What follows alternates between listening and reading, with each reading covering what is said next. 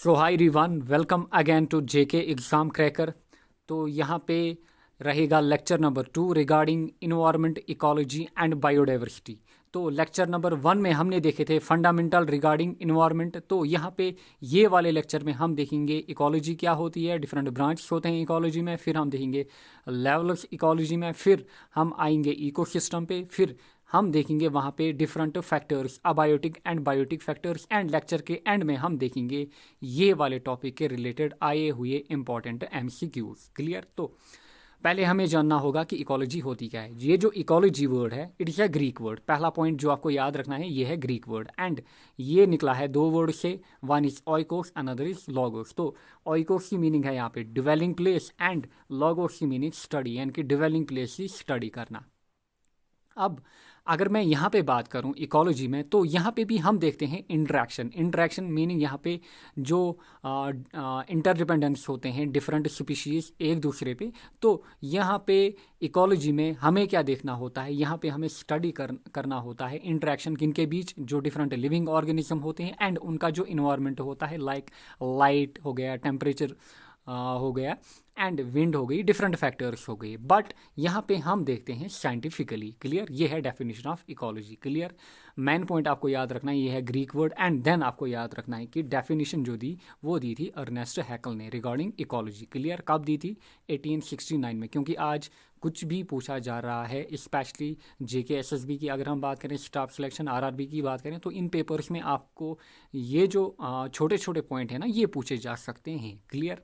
तो देखिए यहाँ पे हमारे अराउंड अगर हम इन्वायरमेंट की बात करें, वहाँ पे आपको मिलेंगे डिफरेंट ऑर्गेनिज्म। क्लियर? फिर वो ऑर्गेनिजम्स का इंटरेक्शन किन के साथ, उनके इन्वायरमेंट के साथ, सनलाइट वगैरह। क्लियर? लाइट हो गई एंड डिफरेंट गैस हो गए। तो इसी की स्टडी करना, इसको बोलते हैं हम इकोलॉजी। क्लियर? अब इकोलॉजी जो होती है इसके दो ब्रांचेस होते हैं mainly. Clear? One is autecology and another is synecology. Clear? अगर हम ऑटोकॉलोजी की बात करें तो यहाँ पे हम स्टडी करते हैं एक इंडिविजुअल को। क्लियर? जब भी एक इंडिविजुअल की स्टडी की जाए तो उसको हम बोलते हैं ऑटोकॉलोजी। क्लियर? तो देखिए यहाँ पे एक, देखिए यहाँ पे ये है पॉपुलेशन ऑफ फिश। यहाँ पे अगर मैं यहाँ पे एक फ़िश को सिलेक्ट करूँगा एंड वो वाली फ़िश पे स्टडी करूँगा, यानी कि वो फ़िश क्या खाती है, किस पे डिपेंडेंट है, किस फूड चेन में आती है, तो वो कहलाएगी ऑटोकॉलोजी। क्लियर? जहाँ पे हम एक सिंगल इंडिविजुअल को क्या करें, स्टडी करें। Next is synecology. अगर हम साइनिकोलॉजी की बात करें तो यहाँ पे क्या होता है, यहाँ पे हम स्टडी करते हैं एज ए कम्युनिटी, यानी कि पूरी कम्युनिटी को यहाँ पे हम स्टडी करेंगे। एग्जाम्पल है आपके पास, ये है यहाँ पे पॉन्ड इकोसिस्टम। क्लियर? मैंने यहाँ पे लिया है कोई पॉन्ड इकोसिस्टम। तो पॉन्ड में क्या होगा, यहाँ पे आपको स्मॉल फिश मिलेगी, या फिर ओशन की अगर हम बात करें, यहाँ पे आपको क्या मिलेगा, लार्ज फिश मिलेगी, यहाँ पे आपको डिफरेंट ग्रास मिलेंगे, यहाँ पे आपको अलगे मिलेंगे। तो इनकी कंबाइनली स्टडी करना, क्लियर, इसको हम बोलते हैं साइनिकोलॉजी। या फिर अगर हम बोलें एक फॉरेस्ट की बात करें तो फॉरेस्ट में आपको लाइन मिलेगा, वहाँ पे आपको बियर मिलेगा, वहाँ पे आपको टॉल ट्रीज मिलेंगे, वहाँ पे आपको ग्रास मिलेंगे। तो इनकी स्टडी करना, इसको हम बोलते हैं साइनिकोलॉजी। तो यहाँ पे खाली एक इंडिविजुअल की स्टडी, एंड यहाँ पे हम स्टडी करते हैं पूरी कम्युनिटी की। क्लियर? एंड इसीलिए ये जो साइनिकोलॉजी होती है, यहाँ पे हम कॉम्प्लेक्स इंटर रिलेशनशिप्स को स्टडी करते हैं। क्लियर? आई होप आपको समझ में आया होगा। नेक्स्ट हम देखते हैं लेवल्स ऑफ ऑर्गेनाइजेशन कहाँ पे, इकोलॉजी में। तो इकोलॉजी में आपको कुछ टर्म्स मिलेगी जिनका बार बार यूज़ होगा। Clear? Like individual, species, community क्या होती है। तो एक बार में आपको इनको अपने ध्यान में रखना है या फिर अपने माइंड में फिक्स करना है कि ये चीज़ें होती क्या है। यहाँ से क्वेश्चन नहीं पूछा जाएगा, बट ये जो टर्म्स है ना, इनका यूज़ हम बार बार करेंगे आने वाले जो भी चैप्टर्स होंगे या फिर जो भी लेक्चर्स होंगे। क्लियर? इंडिविजुअल, अगर हम इंडिविजुअल की बात करें, इंडिविजुअल किसको बोलते हैं हम, एक ऑर्गेनिज्म को जिसमें एबिलिटी होती है ताकि वो क्या करे, एक्ट करे या फिर फंक्शन करे इंडिपेंडेंटली, यानी कि वो क्या करे, इंडिपेंडेंटली फंक्शन। लाइक यहाँ पे अभी मैंने आपको बोला, अगर मैं यहाँ पे फ़िश की पॉपुलेशन, तो मैं एक फ़िश को यहाँ पे स्टडी करूँगा। क्लियर? तो वो कहलाएगा इंडिविजुअल। यहाँ पे डिफरेंट एनिमल्स हैं, लाइक टाइगर की यहाँ पे मैं पॉपुलेशन लूँगा, फिर एक पर्टिकुलर टाइगर को स्टडी करूँगा, तो वो कहलाएगा individual. Clear? Next is species. अब स्पीशीज़ क्या होते हैं, स्पीशीज़ होते हैं ग्रुप ऑफ इंडिविजुअल। क्लियर? यहाँ पे आपको मिलेगा ग्रुप ऑफ इंडिविजुअल। क्लियर। तो ग्रुप ऑफ इंडिविजुअल, एंड साथ ही में क्या होगा, वो जो इंडिविजुअल होंगे उनमें क्या होने चाहिए, similar characteristics, clear. And so that they can interbreed, clear, so that they can interbreed, and वो अपनी जो पॉपुलेशन है ना उसको आगे क्या करें, कंटिन्यू करें। तो इनको कहते हैं हम स्पीशीज़, क्या कहते हैं, स्पीशीज़। लाइक आपको फिश की स्पीशीज़ मिलेगी, एक फिश एंड दूसरी फिश, ये आपस में क्या करेंगे, इंटरब्रीड, एंड ये फिर क्या प्रोड्यूस करेंगे, डिफरेंट फिशेज यहाँ पे, क्लियर, यानी कि फिश की पॉपुलेशन को यहाँ पे प्रोड्यूस करेंगे। एंड इन्हीं को बोलते हैं हम स्पीशीज, यानी कि जिनमें कैपेबिलिटी हो ताकि वो क्या प्रोड्यूस करे, फर्टाइल ऑफ स्प्रिंग, क्लियर। यहाँ पे समझते हैं, देखिए यहाँ पे मैंने एग्जांपल ली है लाइगर। अब लाइगर होता क्या है, लाइगर होता है यहाँ पे मेल लाइन को हम लेते हैं एंड इसको इंटरब्रीड कराते हैं किनके साथ, यहाँ पे फीमेल टाइगर के साथ, यानी कि male lion and female tiger यहाँ पे क्या करते हैं, आपस में ब्रीडिंग करते हैं, एंड वहाँ पे जो ऑफस्प्रिंग प्रोड्यूस होता है इसी को हम बोलते हैं लाइगर, क्या बोलते हैं, लाइगर। यानी कि जब एक male lion and female tiger आपस में इंटरब्रीड करे तो वहाँ पे जो दूसरा स्पीशीज बनेगा या फिर वहाँ पे जो नया ऑर्गेनिज्म बनेगा उसको हम बोलते हैं लाइगर, क्या बोलते हैं, लाइगर, क्लियर। तो ये है इनकी ब्रीड, एंड ये जो लाइगर होता है ये स्पीशीज नहीं कहलाता है, क्यों, क्योंकि इसमें एबिलिटी नहीं होती है ताकि ये फर्दर लाइगर को प्रोड्यूस करे, क्लियर, यानी कि ये फर्दर रिप्रोड्यूस नहीं कर पाएगा, कौन, लाइगर, इसीलिए ये स्पीशीज नहीं है। आई होप आपको अच्छे से स्पीशीज भी समझ में आया होगा। Next is population. पॉपुलेशन में क्या हम देखते हैं, पॉपुलेशन में हम देखते हैं group of organism, clear. But main point आपको याद रखना है यहाँ पे, आप सेम स्पीशीज़ यानी कि एक ही स्पीशीज़ से ग्रुप ऑफ ऑर्गेनिज्म को अगर हम स्टडी करें at a particular time, clear, at a particular time या फिर एट ए पर्टिकुलर स्पेस, जब हम इनको स्टडी करें तो वो कहलाता है पॉपुलेशन। एंड वो जो ऑर्गेनिज्म या वो जो स्पीशीज़ होते हैं उनमें कैपेसिटी ऑफ इंटरब्रीडिंग होनी चाहिए, यानी कि वो ब्रीड या वो रिप्रोड्यूस करने चाहिए, बाकी जो भी ऑर्गेनिज्म हैं उनको रिप्रोड्यूस करने चाहिए, क्लियर। तो ये कहलाता है पॉपुलेशन, क्लियर। यहाँ पे देखिए, तो यहाँ पे एक फिश की स्टडी इंडिविजुअल, अगर हम पूरी फिश की पॉपुलेशन को ले, पूरे फिश के ग्रुप को ले, जहाँ पे जो फिश है, फिश के सेम स्पीशीज़ क्या करें, आपस में इंटरब्रीड करें एंड वहाँ पे डिफरेंट फिशेस को प्रोड्यूस करें, तो ये कहलाता है population, but at a particular time या फिर at particular space, clear. Next is community. अभी मैंने आपको मेंशन किया, कम्युनिटी में आपको मिलेंगे बायोटिक कंपोनेंट यानी कि लिविंग कंपोनेंट, यहाँ पे आपको मिलेंगे एट अ पर्टिकुलर टाइम या फिर एट अ पर्टिकुलर स्पेस। देखिए अभी मैंने आपको मेंशन किया कि यहाँ पे है पॉन्ड इकोसिस्टम, क्लियर। पॉन्ड में आपको मिलेगा यहाँ पे स्मॉल फिश मिलेगी आपको, यहाँ पे लार्ज फिश यानी कि वेल वगैरह, यहाँ पे आपको फाइटोप्लैंक्टन मिलेंगे, यहाँ पे आपको ग्रास मिलेंगे। तो ये क्या रहते हैं, ये एक दूसरे पे इंटरडिपेंडेंट होते हैं। अगर हम प्रैक्टिकली देखें तो प्रैक्टिकली कोई भी इंडिविजुअल सर्वाइव नहीं करेगा, क्लियर। यानी कि हम हैं मेल या फीमेल्स या फिर ह्यूमंस हैं, हम भी किन पे डिपेंडेंट हैं, डिफरेंट प्लांट्स पे, डिफरेंट एनिमल्स पे, क्लियर। तो ये अगर हम यहाँ पे बात करें, जब हम पूरी बायोटिक कम्युनिटी को यहाँ पे इन्वॉल्व करें तो ये कहलाता है यहाँ पे कम्युनिटी, क्लियर। तो यहाँ पे क्या होता है, यहाँ पे बायोटिक कंपोनेंट्स होते हैं, कहाँ पे, कम्युनिटी में आपको मिलेंगे, एंड ये एज ए होल बनेगा कम्युनिटी, यानी कि डिफरेंट स्पीशीज़ यहाँ पे इन्वॉल्व होंगे, क्लियर, कहाँ पे, कम्युनिटी में। नेक्स्ट अब हम बात करेंगे यहाँ पे जो फिफ्थ लेवल है, दैट इज इकोसिस्टम, क्लियर। अभी तक हमने 4 लेवल यहाँ पे देखे, पहले हमने देखा इंडिविजुअल, फिर हमने देखा species, then population, then community. अब फिफ्थ लेवल कहाँ पे, इकोलॉजी में जो आपको मिलेगी दैट इज इकोसिस्टम, या फिर कभी कभार हम इसको बोलते हैं इकोलॉजिकल सिस्टम। काफ़ी इंपॉर्टेंट है, यहाँ से इंपॉर्टेंट चीज़ें आपको मिलेंगी क्योंकि यहाँ से डायरेक्ट क्वेश्चन जो हैं वो पूछे जाते हैं। पहला पॉइंट आपको याद रखना है कि इकोसिस्टम टर्म किसने कॉइन की, तो ये दी एजी टैम्सले ने, कब, 1935 में, क्लियर। अब इकोसिस्टम होता क्या है, या फिर इसको हम कभी कभार इकोलॉजिकल यूनिट भी बोलते हैं। तो यहाँ पे क्या क्या इंक्लूड होता है, यहाँ पे जितने भी ऑर्गेनिज्म हैं, क्लियर, जितने भी ऑर्गेनिज्म हैं, एक तो वो इंक्लूड होते हैं, या फिर हम कम्युनिटी की बात करें एंड उनका जो फिजिकल इन्वायरमेंट है, लाइक यहाँ पे टेम्परेचर, विंड, ईयर, क्लियर, यानी कि या फिर वहाँ कि वहाँ की टोपोग्राफी कैसी है। तो ये चीज़ें जब आपस में क्या करें, इंटरेक्ट करें, तो ये बनाती हैं किसको, इकोसिस्टम को। क्लियर, ये बनाती है इकोसिस्टम को। So that flow of energy leads to clearly defined trophic level within a system. Clear, ताकि जो ट्रॉपिक लेवल है वो आपको अच्छे से दिखे। ट्रॉपिक लेवल क्या होती है, एनर्जी फ्लो क्या होता है, ये हम आने वाले लेक्चर्स में देखेंगे। काफ़ी इंपॉर्टेंट है, वहाँ से डायरेक्ट क्वेश्चन पूछे जाते हैं एंड ये लेक्चर वो वाले लेक्चर के लिए बेस रहेगा। क्लियर, फिलहाल यहाँ पे आप यही याद रखिए, flow of energy and trophic level को हम आगे समझेंगे। क्लियर, लास्ट लेक्चर में हमने देखा था बायोस्फीयर यानी कि जोन ऑफ लाइफ। वहाँ पे हमने देखा कि कैसे वहाँ पे जो एटमॉस्फेयर होता है, लिथोस्फीयर होता है, क्लियर, हाइड्रोस्फीयर होता है, वो मिलके किसको बनाते हैं, बायोस्फीयर को, यानी कि जोन ऑफ लाइफ को। अब ये जो बायोस्फीयर होता है ये एक वास्ट इकोसिस्टम होता है, यानी कि अब जो बायोस्फीयर है हम एट ए टाइम बायोस्फीयर को स्टडी नहीं कर पाएंगे, इसलिए हम क्या करते हैं, हम बायोस्फीयर को क्या करते हैं, ब्रेक डाउन करते हैं, यानी कि सब डिविजन्स करते हैं बायोस्फीयर के। एंड वही सब डिविजन्स जो है ना वही कहलाते हैं फिर different types of ecosystem. Like आपको मिलेगा टेरेस्ट्रियल इकोसिस्टम, एक्वाटिक इकोसिस्टम, यानी कि एक्वाटिक इकोसिस्टम में हम अलग से यहाँ पे जो भी स्पीशीज़ आएंगे उनको स्टडी करेंगे।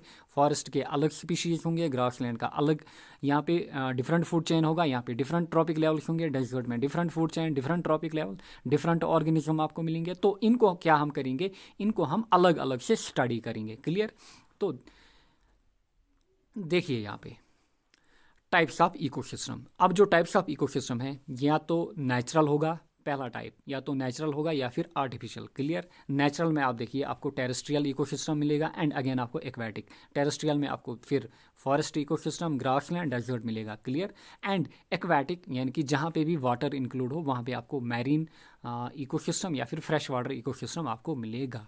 देन यहाँ पे जो बी है दैट इज आर्टिफिशियल या फिर manmade. Clear, like aquarium, then crop field, ये जो चीज़ें होती हैं ना ये क्या होते हैं, ये होते हैं आर्टिफिशियल या जिनको मैन बनाता है। क्लियर, एंड जो नेचुरली है दैट इज टेरेस्ट्रियल एंड यहाँ पे एक्वाटिक इकोसिस्टम। अब हम एक एक करके टेरेस्ट्रियल को स्टडी करेंगे, टेरेस्ट्रियल के टाइप्स को, देन एक्वाटिक के टाइप्स को। काफ़ी इंपॉर्टेंट, यहाँ से काफ़ी बार डिफरेंट क्वेश्चन पूछे जा चुके हैं। Then another classification is permanent and temporary ecosystem and another is large and tiny. Clear? अगर हम लार्ज इकोसिस्टम की बात करें, जो ओशन होता है that is a large ecosystem, या फिर हम कभी कभार बोलते हैं मेगा इकोसिस्टम। ये जो टर्म्स यहाँ पे मैंने मेंशन किए हैं या फिर ये जो पॉइंट्स मेंशन किए हैं डिफरेंट पेपर्स में इनको पूछा जा चुका है, यानी कि आपको वहाँ से पूछा जाएगा कि an example of mega ecosystem is, तो ये रहेगा ocean. Clear, then pond, pond जो होता है that is a micro ecosystem. And अगर हम वेरी वेरी स्मॉल इकोसिस्टम, इनको क्या हम बोलते हैं, नैनो इकोसिस्टम, यानी कि वेरी वेरी स्मॉल माइन्यूट, उनको हम बोलते हैं nano ecosystem. Like log of wood जो होता है that is nano ecosystem. Then again aquarium जो होता है दैट इज़ नैनो इकोसिस्टम। जो किचन गार्डन होता है that is again nano ecosystem. तो ये पॉइंट भी आप यहाँ पे याद रखिए। नेक्स्ट है यहाँ पे मेन क्लासिफिकेशन नेचुरल इकोसिस्टम की। तो नेचुरल इकोसिस्टम की अगर हम बात करें, नेचुरल में आपको टेरेस्ट्रियल इकोसिस्टम मिलेगा एंड एक्वाटिक इकोसिस्टम मिलेगा। तो पहले हम देखेंगे टेरेस्ट्रियल इकोसिस्टम को। तो टेरेस्ट्रियल इकोसिस्टम में क्या होता है, जहाँ पे हम रहते हैं एज ह्यूमंस। तो यहाँ पे आपको मिलेंगे फॉरेस्ट, ग्रासलैंड मिलेगा, डेजर्ट या फिर सेमी एरिड एरियाज। देखिए यहाँ पे forest, then again grassland, then again यहाँ पे आपको मिलेंगे यहाँ पे डेजर्ट्स। तो ये कहलाता है टेरेस्ट्रियल इकोसिस्टम, काफ़ी इंपॉर्टेंट।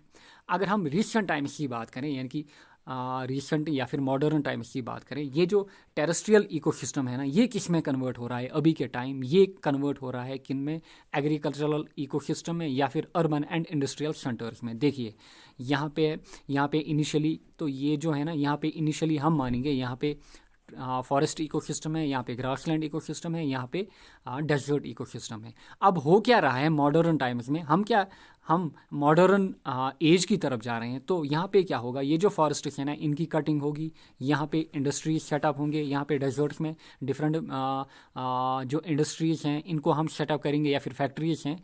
तो हम किधर जा रहे हैं, मॉडर्नाइजेशन की तरफ। तो इससे होता क्या है, जो प्रोडक्शन है वो तो इंक्रीज होगा डिफरेंट गुड्स का, फूड का, and at the same time money supply जो है दैट विल आल्सो इंक्रीज। यानी कि जब हमने यहाँ पे ये जो फॉरेस्ट था, ये जो ग्रासलैंड था, ये जो यहाँ पे डेजर्ट था, इसको हमने कन्वर्ट किया किस में, यहाँ पे इंडस्ट्रीज़ में या फिर फैक्ट्रीज़ में, तो ऑब्वियसली जो प्रोडक्शन है वो इंक्रीज होगा। क्लियर। एंड मनी सप्लाई जो है वो बढ़ेगा। But at the same time यहाँ पे क्या होता है, यहाँ पे मिस यूज़ भी कभी कभार होता है। तो उससे क्या होता है, यहाँ पे जो फूड चेन है या फिर यहाँ पे जो ट्रॉपिक लेवल है वो डिस्टर्ब होते हैं। क्लियर। तो this is all about terrestrial ecosystem की डेफिनेशन। नेक्स्ट है यहाँ पे टेरेस्ट्रियल में पहला टाइप, फॉरेस्ट इकोसिस्टम।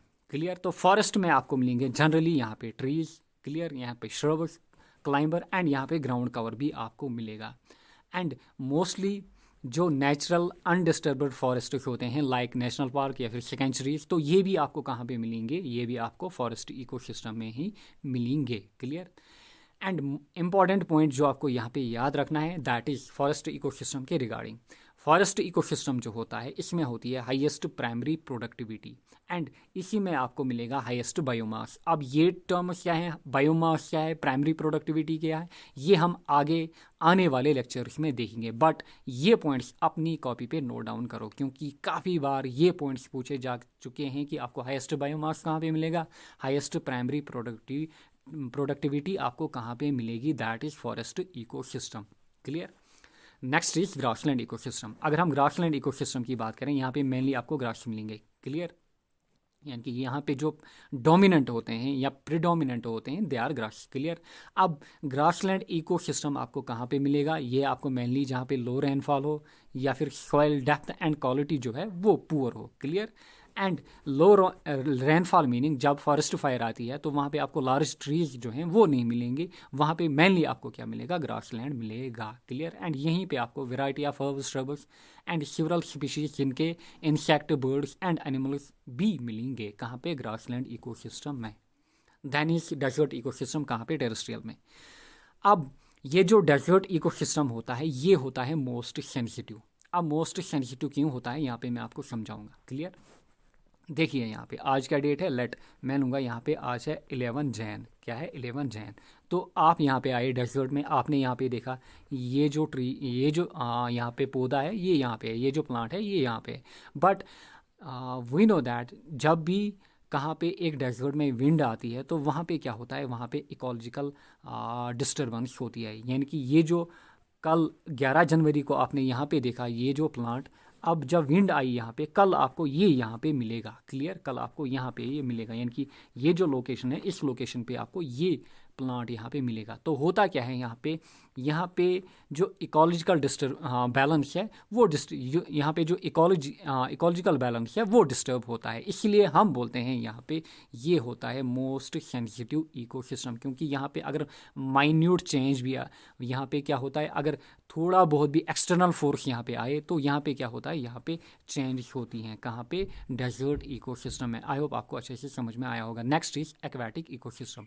एक्वेटिक की अगर हम बात करें, यहाँ पे मेनली आपको क्या मिलेगा, वाटर। क्लियर। या फिर hydrosphere, ocean, lakes, ponds, wetland, ये आपको मिलेंगे कहाँ पे, एक्वेटिक इकोसिस्टम में।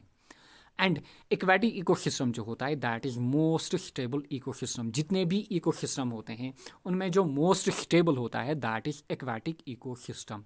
एंड मेन पॉइंट आपको याद रखना है कि पॉन्ड जो होता है इसमें आपको जो प्रोड्यूसर्स हैं वो मैक्सिमम मिलेंगे। Next is artificial ecosystem. अब यहाँ से भी क्वेश्चन पूछा जाता है कहाँ पे, आर्टिफिशियल में। अभी तक हमने देखा नेचुरल में हमने देखा पहले टेरेस्ट्रियल इकोसिस्टम, टेरेस्ट्रियल में हमने देखे फिर टाइप, फिर हमने देखा एक्वेटिक इकोसिस्टम। अब हम आते हैं कहाँ पे, बी में, यानी कि आर्टिफिशियल इकोसिस्टम। आर्टिफिशियल इकोसिस्टम या फिर मैन मेड इकोसिस्टम की अगर हम बात करें, यहाँ पे आपको क्रॉपलैंड मिलेंगे, orchids, garden, dams, trees, aquarium. Clear. तो एक्वेरियम क्या होता है, एक्वेरियम होता है जहाँ पे आप ये जो चीज़ हैं ये आप लाते हैं मार्केट से, तो जो फ्रंट वाला पोर्शन होता है ये होता है ट्रांसपेरेंट, एंड यहाँ पे कुछ प्लांट्स या फिर एनिमल स्पीशीज़ को रखा जाता है इसमें, लाइक फिशेस या फिर प्लांट्स आपको मिलेंगे। तो ये भी क्या होता है, ये भी एक छोटा मोटा क्या होता है, इकोसिस्टम। बट ये क्या होता है, ये होता है आर्टिफिशियल या फिर man made. Next important point is जो मैन मेड इकोसिस्टम होता है ये आपको मिलेगा लेस इन डाइवर्सिटी, क्योंकि ऑब्वियसली यहाँ पे एक डाइवर्सिटी जो होगी वो काफ़ी कम होगी in comparison to natural ecosystem में, वहाँ पे लार्ज डाइवर्सिटी आपको मिलेगी। क्लियर। एंड ये जो एग्जांपल्स हैं ना इनको याद रखिएगा, क्योंकि यहाँ से डायरेक्ट क्वेश्चन पूछा जाता है। क्लियर। नेक्स्ट पॉइंट यहाँ पे देखिए हाइड्रोपोनिक्स, यहाँ पे आ गया। तो ये याद रखिएगा कि हाइड्रोपोनिक्स होता क्या है एक्चुअली में। क्लियर। तो हाइड्रोपोनिक्स एक टेक्निक होती है जहाँ पे हम प्लांट्स को क्या करते हैं, ग्रो करते हैं, बट विदाउट सॉइल। देखिए यहाँ पे जो प्लांट्स हैं ना, ये ग्रो किए हैं बट विदाउट सॉइल। तो यहाँ पे यूज़ क्या किया जाता है, यहाँ पे मिनरल न्यूट्रेंट सोल्यूशन जो है ना वो यूज़ किए जाते हैं। क्लियर। एंड ये जो फूड है ना, इनको प्रोड्यूस किया जाता है with the technique of hydroponics. Clear. ये याद रखिएगा, काफ़ी बार पूछा जा चुका है कि हाइड्रोपोनिक्स टेक्निक होती क्या है। नेक्स्ट है यहाँ पे कंपोनेंट्स ऑफ इकोसिस्टम। क्लियर। अभी तक हमने देखा बेसिक इकोलॉजी क्या होती है, फिर बेसिक डेफिनेशन ऑफ इकोसिस्टम। अब यहाँ पे हम देखेंगे इकोसिस्टम में जो डिफरेंट कंपोनेंट्स इन्वॉल्व होते हैं वो क्या क्या होते हैं। तो पहला जो कंपोनेंट होता है that is abiotic component and another is biotic component. Abiotic में मेनली आपको क्या मिलेंगे, नॉन लिविंग फैक्टर्स जो हैं वो आपको मिलेंगे, एंड बायोटिक में आपको मिलेंगे क्या, बायोलॉजिकल या फिर लिविंग फैक्टर्स लाइक ह्यूमंस हो गए, प्लांट्स हो गए। तो ये आपको कहाँ पे मिलेंगे, बायोटिक कंपोनेंट्स में। क्लियर। अब पहले हम देखेंगे यहाँ पे अबायोटिक फैक्टर। क्लियर। 8-9 फैक्टर है जिनको हम एक एक करके यहाँ पे स्टडी करेंगे। खाली यहाँ से क्या आपको ध्यान रखना है कि यहाँ पे आपको ये ध्यान रखना है कि कौन कौन सा फैक्टर अबायोटिक में इन्वॉल्व होता है या फिर इंक्लूड होता है। एंड यहीं से आपका क्वेश्चन भी पूछा जाएगा, बारंबार यहाँ से क्वेश्चन पूछा जा चुका है कि which of the following is not the abiotic factor या which of the following is biotic factor. तो ध्यान में रखिएगा। क्लियर। पहला पॉइंट अबायोटिक के रिगार्डिंग नॉन लिविंग सबस्टेंस या फिर नॉन लिविंग फैक्टर्स होते हैं, एंड विदाउट दीज यानी कि इनकी भी बहुत ज़्यादा इंपॉर्टेंस है कहाँ पे, इकोसिस्टम में। क्योंकि अगर ये नहीं होंगे तो इकोसिस्टम जो है ना वो फंक्शन नहीं कर पाएगा। क्लियर। लाइक टेम्परेचर हो गया, एयर हो गया, विंड हो गई, तो इनकी नीड काफ़ी रहती है कहाँ पे, इकोसिस्टम में। तो विदाउट दिए जो इकोसिस्टम है वो फंक्शन नहीं कर पाएगा। क्लियर। एंड पहला जो फैक्टर है दैट इज टेम्परेचर, कहाँ पे, अबायोटिक फैक्टर में। जनरली जो ऑर्गेनिजम्स होते हैं, मोस्ट ऑफ द ऑर्गेनिज्म वो किस टेम्परेचर में रहते हैं, वो रहते हैं 5 to 35 डिग्री सेल्सियस। पहला इंपॉर्टेंट पॉइंट जो आपको याद रखना है। एंड ये जो टेम्परेचर होता है ना, टेम्परेचर के कारण ही आपको डिफरेंट लाइफ जोन्स मिलेंगे, लाइक ट्रॉपिकल हो गया, सब ट्रॉपिकल हो गया, टेम्परेट जोन हो गए। ये क्या होते हैं, इनको हम आने वाले लेक्चर्स में स्टडी करेंगे। क्लियर। लाइट। अब लाइट जो होती है मोस्ट इंपॉर्टेंट फैक्टर ये भी रहता है किसके लिए, फोटोसिंथेसिस के लिए, एंड साथ ही में हीटिंग इफेक्ट भी प्रोड्यूस करती है कौन, लाइट। क्लियर। अब जो इक्वेटर होता है यहाँ पे आपको मैक्सिमम सोलर एनर्जी मिलेगी। Clear. And with the help of light जो ग्रीन प्लांट्स होते हैं वो अपना फूड फिर क्या करते हैं, प्रोड्यूस करते हैं, एंड उसी से फिर क्या होता है, जो फूड चेन होती है वो स्टार्ट होती है। तो लाइट काफ़ी इंपॉर्टेंट होती है। तो जितने भी अबायोटिक फैक्टर हैं ये काफ़ी इंपॉर्टेंट रहते हैं हमारे इकोसिस्टम में। तो मैक्सिमम सोलर एनर्जी कहाँ पे, इक्वेटर पे, north pole and south pole जो होते हैं यहाँ पे आपको मिनिमम सोलर एनर्जी मिलेगी। Next is wind. तो विंड का फंक्शन क्या है, तो विंड जो होती है वो कंट्रोल करती है हमारे वेदर को। क्लियर। देन ट्रांसपायरेशन को एंड पोलिनेशन को। क्लियर। अब पोलिनेशन क्या होती है, पोलिनेशन होती है एक टाइप का रिप्रोडक्शन किन में, प्लांट्स में। तो यहाँ पे एज एन एजेंट विंड यहाँ पे काम करती है, as an pollinating agent. Next is humidity. अब ह्यूमिडिटी जो होती है दैट इज मॉइस्चर कहाँ पे, ईयर में। तो ह्यूमिडिटी किस पे कंट्रोल करती है, एक तो क्लाउड्स हो गए, ड्यू हो गया, फॉग हो गया। Next factor abiotic factor is precipitation. तो प्रिसिपिटेशन क्या होती है, प्रिसिपिटेशन के डिफरेंट फॉर्म्स होते हैं, लाइक ड्यू आपको मिलेगा, मिस्ट मिलेगा, फॉग मिलेगा, rain, then hail, then snow. ये जो होते हैं ना ये डिफरेंट फॉर्म्स ऑफ प्रिसिपिटेशन होते हैं, इन्हीं को हम बोलते हैं प्रिसिपिटेशन। तो रेन भी प्रिसिपिटेशन, हेल भी प्रिसिपिटेशन, स्नो भी प्रिसिपिटेशन, एंड इनको हम डिफरेंशिएट करते हैं on the basis of size. यहाँ पे आपको याद नहीं रखना है क्योंकि ये जियोग्राफी का टॉपिक है। क्लियर। देन वाटर अगेन क्या है, अबायोटिक फैक्टर। Then topography. अब टोपोग्राफी होती क्या है, टोपोग्राफी होती है कोई भी फिजिकल कैरेक्टरिस्टिक, किसी भी इन शॉर्ट में बोलूँ जो टोपोग्राफी है दैट इज़ फिजिकल कैरेक्टरिस्टिक। कहाँ पे, लाइक इसमें क्या क्या इंक्लूड होता है, अगर हम फॉरेस्ट की बात करें, लैंड टाइप की बात करें, या फिर माउंटेन्स की बात करें तो ये कहलाता है, या फिर वैली की बात करें तो ये कहलाता है टोपोग्राफी, यानी कि फिजिकल फीचर किसी भी एरिया के। क्लियर।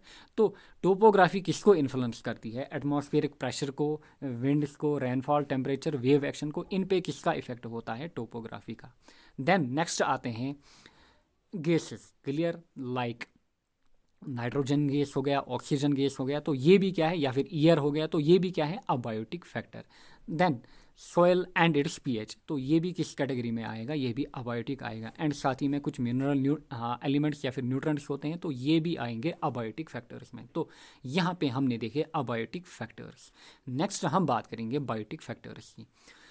तो बायोटिक फैक्टर्स में पहला पॉइंट जो आपको याद रखना है, तो यहाँ पे मेनली आपको लिविंग ऑर्गेनिज्म मिलेंगे। एंड यहाँ पे जो क्लासिफिकेशन हम करते हैं बायोटिक कंपोनेंट्स की, लाइक प्रोड्यूसर हो गए, कंज्यूमर हो गए, देन हम देखते हैं कार्निवर, देन डिकम्पोजर। तो ये किस बेस पे होता है, तो ये होता है on the base of nutrition, clear, या फिर ट्रॉपिक रिलेशन या फिर न्यूट्रिशनल रिलेशन। काफ़ी इंपॉर्टेंट है, काफ़ी बार पूछा जा चुका है। ये जो क्लासिफिकेशन होती है ये किस बेस पे होती है। तो बायोटिक कंपोनेंट्स में पहला कंपोनेंट जो आपको मिलेगा दैट इज प्रोड्यूसर, क्लियर। देखिए यहाँ पे प्रोड्यूसर, अब प्रोड्यूसर क्या होते हैं, जो अपना फूड खुद बनाते हैं with the help of photosynthesis या with the help of sunlight. इनको हम बोलते हैं ऑटोट्रॉप्स, यानी कि अपना फूड खुद बनाते हैं। एंड ये जो प्रोड्यूसर्स होते हैं ना, ये मोस्ट डाइवर्स होते हैं किसी भी फूड चेन में, यानी कि किसी भी फूड चेन में आपको सबसे ज़्यादा किनका काउंट मिलेगा या फिर किनका नंबर मिलेगा, तो वो मिलेगा आपको प्रोड्यूसर्स का, क्लियर। अब यहाँ पे प्रोड्यूसर्स का काम क्या होता है, यहाँ पे ये सोलर एनर्जी को किस में कन्वर्ट करते हैं, केमिकल एनर्जी में, इसीलिए हम इनको बोलते हैं ट्रांसड्यूसर या फिर कन्वर्टर। एंड तब जाके ये अपना फूड जो है वो प्रोड्यूस करते हैं। नेक्स्ट पॉइंट, जो फूड चेन होती है, क्लियर, जो फूड चेन होती है वो स्टार्ट होती है या फिर वो बिगिन करती है with the help of producer, clear. यानी कि प्रोड्यूसर जो होता है वो पहला लेवल होता है कहाँ पे, हमारे ट्रॉपिक लेवल में, इसीलिए हम इनको बोलते हैं प्राइमरी सोर्स ऑफ फूड। यानी कि जो फूड चेन होती है वो किन से स्टार्ट होती है या फिर शुरुआत होती है, तो फूड चेन की शुरुआत किन से होती है, प्रोड्यूसर से होती है। जितने भी पॉइंट यहाँ पे मेंशन किए हैं काफ़ी इंपॉर्टेंट है, काफ़ी बार पूछे जा चुके हैं, स्पेशली जो आपको हाईलाइटेड पॉइंट्स यहाँ पे मिलेंगे। नेक्स्ट, जो मैक्सिमम एनर्जी है वो भी आपको किस लेवल में मिलेगी, वो भी आपको कहाँ पे मिलेगी, प्रोड्यूसर लेवल में। क्योंकि जो 10% ला है ना, जब हम आगे जाकर स्टडी करेंगे तो वहाँ पे हम 10% में में ये बोला गया था कि जितना हम ट्रॉपिक लेवल में आगे जाएंगे उतनी जो एनर्जी है वो डिक्रीज होगी, क्लियर। कितनी एनर्जी होगी, 10%, वो हम आगे जाकर देखेंगे। इसीलिए जो मैक्सिमम एनर्जी अवेलेबल होती है वो कहाँ पे होती है, वो होती है प्रोड्यूसर लेवल पे। एग्जाम्पल आपको याद रखने हैं यहाँ पे, green plants, photosynthetic bacteria, chemosynthetic bacteria, clear, जो कि कहाँ पे रहते हैं, डीप सी में। तो ये आते हैं किन में, बायो प्रोड्यूसर्स में, क्लियर। नेक्स्ट हम बात करेंगे कंज्यूमर्स की, क्लियर। कंज्यूमर में आपको मिलेंगे 3 type, primary consumer, secondary consumer and tertiary consumer. जो कंज्यूमर होते हैं इनको हम बोलते हैं फैगोट्रॉप्स या फिर हेटेरोट्रॉप्स भी, क्योंकि ये अपना फूड जो है ना वो प्रिपेयर नहीं कर पाते हैं, क्लियर। अब इनके कितने टाइप होते हैं, 3 टाइप होते हैं। पहला जो टाइप होता है that is primary consumer, and कभी कभार हम इनको क्या बोलते हैं, हर्बीवर्स भी, क्योंकि ये डायरेक्टली किन पे डिपेंडेंट होते हैं, ये डायरेक्टली डिपेंडेंट होते हैं प्रोड्यूसर पे, लाइक गोट हो गया, शीप हो गया, देन कैटल। तो ये किन पे डिपेंडेंट है, ये प्लांट्स पे डिपेंडेंट है या फिर ग्रास पे डिपेंडेंट है। इन शॉर्ट ये किन पे डिपेंडेंट है, प्रोड्यूसर्स पे। एंड इन्हीं को हम बोलते हैं हर्बीवर्स या फिर primary consumers. And next point जो आपको याद रखना है, इनकी पोजीशन क्या है, कहाँ पे फूड चेन में या फिर ट्रॉपिक लेवल में, तो दैट इज सेकंड पोजीशन किनकी, यहाँ पे प्राइमरी कंज्यूमर की, क्लियर। अब जो प्राइमरी कंज्यूमर होते हैं ना, देखिए पहले आ गए प्रोड्यूसर, फिर यहाँ पे आ गए प्राइमरी कंज्यूमर, फिर आएंगे ऊपर secondary consumer and tertiary consumer, clear. यहाँ पे ये जो प्राइमरी कंज्यूमर है ना, ये किन के लिए फूड होते हैं, ये होते हैं secondary consumer and tertiary consumer के लिए फूड, क्लियर। इसीलिए कभी कभार हम इनको बोलते हैं सेकेंडरी प्रोड्यूसर, क्योंकि यहाँ पे जो सेकेंडरी एंड टर्शियरी कंज्यूमर है ना, ये किन पे डिपेंडेंट होते हैं फॉर फूड, ये होते हैं प्राइमरी कंज्यूमर पे, क्लियर। नेक्स्ट पॉइंट जो आपको यहाँ पे याद रखना है, ट्रू इकोसिस्टम होता क्या है। कभी कभार ये टर्म पूछी जाती है कि ट्रू इकोसिस्टम होता है क्या है, वहाँ पे आपको रिलेशन दी जाती है। तो ट्रू इकोसिस्टम होता है जब भी प्रोड्यूसर आपको ज़्यादा नंबर में मिलेंगे किनसे, प्राइमरी कंज्यूमर से, तो ये कहलाता है true ecosystem, clear. Generally producer जो है ना, मोस्ट ऑफ द टाइम्स आपको हमेशा ग्रेटर मिलेंगे किनसे, प्राइमरी कंज्यूमर से इन नंबर। नेक्स्ट जो स्टेबिलिटी होती है किसी भी इकोसिस्टम की, वो मेनली किस पे डिपेंडेंट होती है? वो मेनली डिपेंडेंट होती है interchange between producer and consumer, यानी कि उनके बीच का इंटरेक्शन, प्रोड्यूसर एंड कंज्यूमर के बीच का इंटरेक्शन जो होता है उसी पे डिपेंडेंट होता है कौन, यहाँ पे स्टेबिलिटी इकोसिस्टम की। क्योंकि यहाँ पे अगर डिस्टर्बेंस हो जाए ना, क्लियर, यानी कि कहाँ पे कंज्यूमर लेवल में या फिर प्रोड्यूसर लेवल में, तो पूरी फूड चेन डिस्टर्ब होती है। Next is secondary consumer, clear. अब सेकेंडरी कंज्यूमर क्या होते हैं? ये किनको कंज्यूम करते हैं? प्रोड्यूसर को भी एंड हर्बीवर को भी, यानी कि दोनों को खाते हैं, प्रोड्यूसर को भी एंड हर्बीवर को भी। इसीलिए इनको एक और नाम दिया जाता है, that is primary carnivore. And इनकी पोजीशन क्या रहेगी? वो रहेगी थर्ड, क्लियर, ट्रॉपिक लेवल में। यहाँ पे आएगा फ्रॉग, डॉग, स्नेक, क्लियर, यानी कि ये दोनों को खाते हैं, एक तो हर्बीवर्स को भी एंड दूसरा ये खाते हैं प्रोड्यूसर्स को भी, क्लियर। इसीलिए हम इनको बोलते हैं primary carnivore. Next is tertiary consumer. अब जो टर्शरी कंज्यूमर होते हैं ये होते हैं किन पे डिपेंडेंट? कंज्यूमर्स पे, क्लियर। ये प्रोड्यूसर्स पे डिपेंडेंट नहीं होते हैं, ये मेनली डिपेंडेंट होते हैं किन पे? कंज्यूमर्स पे, यानी कि primary consumer and secondary consumer. And इसीलिए इनको हम बोलते हैं टॉप कार्निवर एंड या फिर प्रेडेटर भी। एंड इनकी पोजीशन क्या होती है एक ट्रॉपिक लेवल में? तो वो होती है टर्मिनल पोजीशन। कहाँ पे? एक ट्रॉपिक लेवल में। काफ़ी इंपॉर्टेंट, यहाँ पे आएगा लाइन, वल्चर, हॉक, तो याद रखिएगा। तो यहाँ पे समझते हैं अभी तक जो हमने पढ़ा कहाँ पे, यहाँ पे बायोटिक फैक्टर्स में। तो पहले लेवल में आपको मिलेंगे प्रोड्यूसर, क्लियर, जो अपना फूड खुद बनाते हैं with the help of sunlight आई, इसको इन्होंने कन्वर्ट किया किसमें? केमिकल एनर्जी में। अब नेक्स्ट आपको मिलेंगे प्राइमरी कंज्यूमर, क्लियर। फिर आपको मिलेंगे सेकेंडरी कंज्यूमर, फिर टर्शरी कंज्यूमर। जो प्राइमरी कंज्यूमर होते हैं इनको हम बोलते हैं हर्बीवर भी या फिर सेकेंडरी प्रोड्यूसर, क्लियर, क्योंकि ये फूड बनाते हैं किन के लिए? ये बनाते हैं secondary consumer and tertiary consumer के लिए, क्लियर। नेक्स्ट आएगा सेकेंडरी कंज्यूमर, या फिर इनको हम बोलते हैं primary carnivore, then tertiary consumer या फिर टॉप कार्निवोर। अब देखिए यहाँ पे जो प्राइमरी कंज्यूमर हैं ये किन पे डिपेंडेंट होते हैं फूड के लिए? ये होते हैं प्रोड्यूसर्स पे, क्लियर।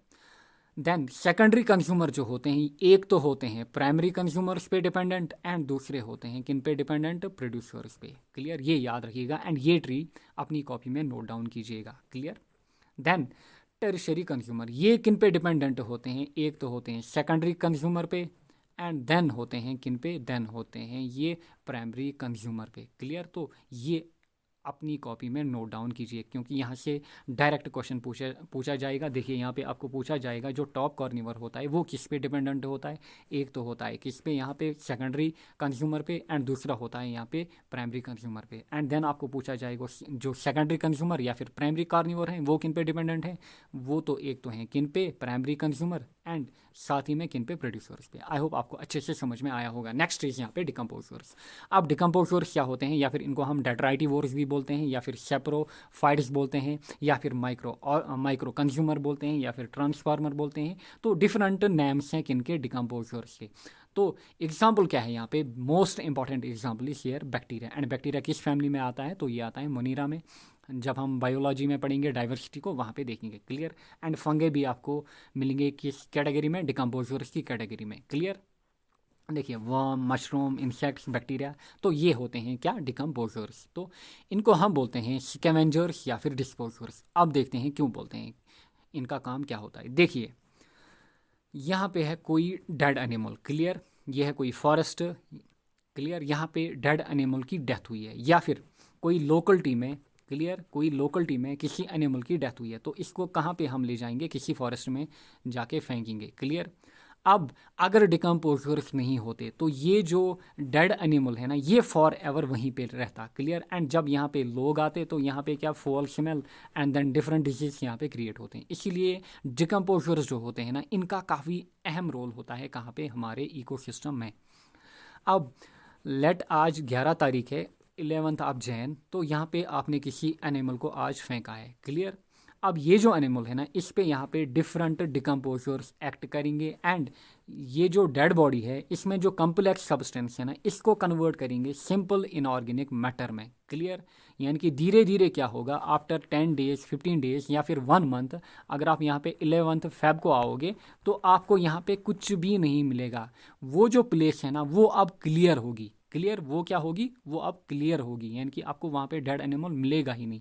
क्योंकि इसीलिए हम बोलते हैं ये जो डिकम्पोजर्स होते हैं ना, they play important role in recycling. I hope आपको अच्छे से समझ में आया होगा कि डिकम्पोजर्स होते क्या हैं, इनका काम क्या होता है, क्यों इम्पॉर्टेंट होते हैं हमारे इकोसिस्टम में। क्लियर, तो यहाँ पे खुद देखिए।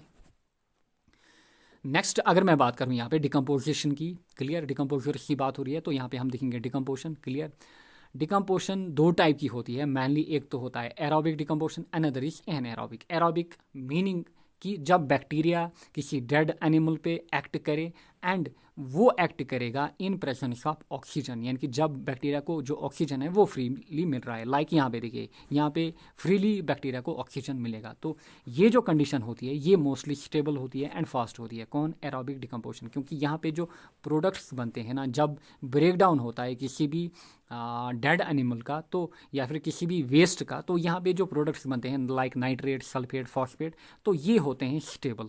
क्लियर, ये जो प्रोडक्ट्स होते हैं स्टेबल होते हैं।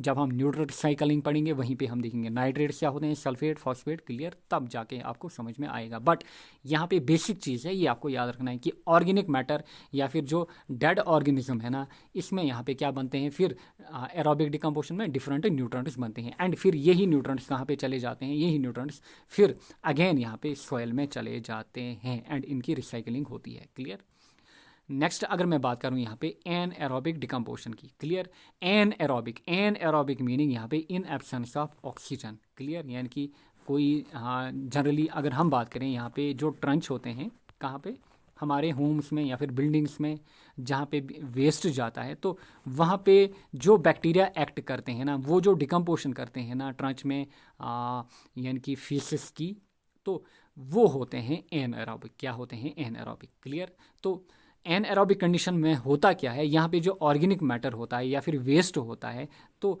इनका कन्वर्जन किस में होता है, तो इनका कन्वर्जन होता है गैसेस में। क्लियर, एंड ये जो गैस होते हैं ना, ये जनरली फाउल स्मेल प्रोड्यूस करते हैं। लाइक देखिए CH4 गैस यहाँ पे बना, CH4 में होती है explosive property. Ammonia gas again falling gas, then H2S sulphide gas, इसकी जो स्मेल होती है that is rotten egg. Clear, तो यहाँ पे जो एंड प्रोडक्ट्स बनते हैं वो बनते हैं अनस्टेबल। क्लियर, कहाँ पे? एन एरोबिक डिकम्पोजिशन में। नेक्स्ट देखेंगे हम यहाँ पे पैरासाइट्स के रिलेटिंग कुछ इंपॉर्टेंट पॉइंट। पैरासाइट्स जो होते हैं ना, इनकी कोई भी फिक्स्ड ट्रॉपिक लेवल नहीं होती है, कहाँ पे? फूड चेन में या फिर ट्रॉपिक लेवल में। क्योंकि ये कभी प्रोड्यूसर्स पे फीड करेंगे या फिर हर्बीवर्स पे, एंड कभी ये कार्निवर्स पे भी फीड करेंगे। एग्जाम्पल है यहाँ पे मॉस्किटो हो गया, टिक्स हो गए, माइट्स हो गए, लीच हो गए। एंड पैरासिटिज्म होता क्या है, जब हम बायोलॉजिकल इंट्रैक्शन पढ़ेंगे, लगभग 5th या 6th लेक्चर होगा, तो वहाँ पे हम समझिए पैरासिटिज्म होता क्या है। बट मेन पॉइंट जो आपको यहाँ पे याद रखना है वो है पैरासाइट्स जो होते हैं इनकी कोई फिक्स्ड ट्रॉपिक लेवल नहीं होती है। क्लियर, ये आपको कभी लेवल 2, लेवल 3, लेवल 4 में भी मिलेंगे। अब हम देखते हैं ये वाले टॉपिक के रिलेटेड आए हुए कुछ इंपॉर्टेंट MCQs। पहला question, which is true statement about ecosystem, तो इकोसिस्टम के regarding. Primary consumer are least dependent on producer. Clear, तो गलत बोल रहा है, क्योंकि प्राइमरी कंज्यूमर जो होते हैं वो डायरेक्टली डिपेंडेंट होते हैं प्रोड्यूसर्स पे। Then primary consumer outnumber producer, बिल्कुल नहीं, क्योंकि जो प्रोड्यूसर होते हैं वो ज़्यादा होते हैं किनसे? प्राइमरी कंज्यूमर से। Next, producer are more than primary consumer, तो ये ऑप्शन यहाँ पे करेक्ट रहेगा। Clear, next, an ecosystem concept, तो इकोसिस्टम में क्या क्या मिलेंगे आपको, अगर आपने लेक्चर अच्छे से देखा है तो आप जो भी यहाँ पे क्वेश्चन है ना इनको कर पाएंगे। तो यहाँ पे आपको मिलेंगे living organism and physical factor. Clear, combinedly कहाँ पे? इकोसिस्टम में। नेक्स्ट, मोस्ट स्टेबल इकोसिस्टम के बारे में पूछ रहा है, स्टाफ सिलेक्शन में पूछा हुआ क्वेश्चन है। तो मोस्ट स्टेबल इकोसिस्टम जो होता है दैट इज मैरीन या फिर pond ecosystem. Which are the following is not an artificial ecosystem. काफ़ी बार ये क्वेश्चन पूछा जा चुका है डिफरेंट पेपर्स में कि आर्टिफिशियल इकोसिस्टम यहाँ पे कौन नहीं है। तो रिजर्वायर ऑफ ए डैम आपको रिजर्वायर जो है एक डैम का वो है artificial ecosystem. Paddy field, garden, तो फॉरेस्ट जो होता है it is a natural ecosystem. Which ecosystem has maximum biomass, तो मैक्सिमम बायोमास आपको कहाँ पे मिलेगा? फॉरेस्ट इकोसिस्टम में। बायोमास क्या होता है ये हम आगे आने वाले लेक्चर में देखेंगे। नेक्स्ट, यहाँ पे बात कर रहा है नेचर स्कैवेंजर्स। तो नेचर स्कैवेंजर्स कौन होते हैं? माइक्रो ऑर्गेनिजम्स होते हैं या फिर डिकम्पोजर्स होते हैं। क्लियर, टर्म इकोसिस्टम वाज यून बाय, तो टर्म इकोसिस्टम किसने दी? टैंसले ने। Clear. In which ecosystem vegetation is dominated by grass and herbs. तो ग्रास एंड हर्ब्स की डोमिनेशन आपको कहाँ पे मिलेगी? वो मिलेगी ग्रासलैंड इकोसिस्टम में। Clear. In which ecosystem grassland is included. तो ग्रासलैंड इकोसिस्टम आपको किस टाइप में मिलेगा? एक्वेटिक में मिलेगा? नो। आर्टिफिशियल में मिलेगा? तो यहाँ पे हम बोलेंगे ये मिलेगा कहाँ पे? टेरेस्ट्रियल या फिर नेचुरल में। Clear. Which are the following is an abiotic component. काफ़ी बार इस पे क्वेश्चन पूछे जा चुके हैं, लगभग 8 to 10 टाइम्स ये क्वेश्चन आ चुका है। रिपीटेडली पूछा जाता है कि कौन अबायोटिक फैक्टर है या फिर कौन बायोटिक फैक्टर है, तो ये याद रखिएगा। अबायोटिक फैक्टर यहाँ पे देखिए green plant, then non green plants. Non green plants होते हैं फंगे वगैरह, देन यहाँ पे आयर एंड पैरासाइट्स। तो ईयर यहाँ पे करेक्ट ऑप्शन रहेगा। Next, which of the following organisms is most likely to produce greenhouse gas such as methane and nitrous oxide? तो अभी हमने देखा कहाँ पे डिकम्पोजिशन में जो बैक्टीरिया होते हैं, कहाँ पे एनएरोबिक कंडीशन में वो मीथेन वगैरह प्रोड्यूस करते हैं। तो यहाँ पे बैक्टीरिया करेक्ट रहेगा। The resource which are obtained from biosphere. Clear. Biosphere बोल रहा है एंड हैव लाइफ। क्लियर। वो जो रिसोर्स होते हैं जो आपको बायोस्फीयर से मिलेंगे एंड जिनकी लाइफ होगी, तो उनको क्या हम बोलेंगे? उनको हम बोलेंगे बायोटिक रिसोर्स, यानी कि plants and animals. I hope आपने लेक्चर पूरा देखा होगा एंड जितने भी क्वेश्चन हैं यहाँ पे आपने यहाँ पे सॉल्व किए होंगे एंड लेक्चर आपको अच्छे से समझ में आया होगा। जितने भी पॉइंट है वो आपने नोट डाउन किए होंगे। तो टेक केयर, बाय बाय। मिलेंगे हम नेक्स्ट लेक्चर में।